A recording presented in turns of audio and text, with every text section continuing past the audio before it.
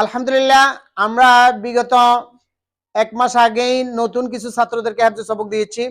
আমরা বলছি যারা সর্বপ্রথম 3 পারা মুখস্থ করতে পারবে 1 মাসের ভিতরে তাকে 1500 টাকা মাদ্রাসার পক্ষ থেকে পুরস্কৃত করা হবে। এরপরে যে পারবে তাকে 1000, এরপরে যে পারবে তাকে 800 টাকা। এই ধারাবাহিকতায় 1 নম্বর স্থান অধিকার করছে কাউনিয়া হাজীবাড়ির মোহাম্মদ মিরাজ হোসেন। 1 নম্বর স্থান অধিকার করছে, 1 মাসে 3 পারা মুখস্থ করছে, এজন্য তাকে মাদ্রাসার পক্ষ থেকেই 1500 টাকা, ওইদিকে হ্যাঁ 1500 টাকা, দাঁড়ান 1500 টাকা দেওয়া হচ্ছে। নাও ক্যামেরার দিকে তাকাও, যাও।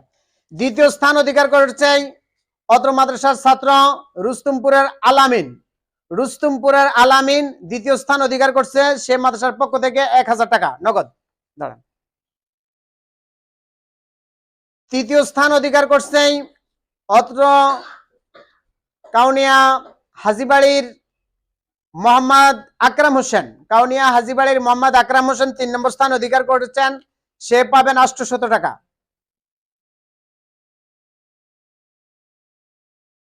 ইনশাআল্লাহ।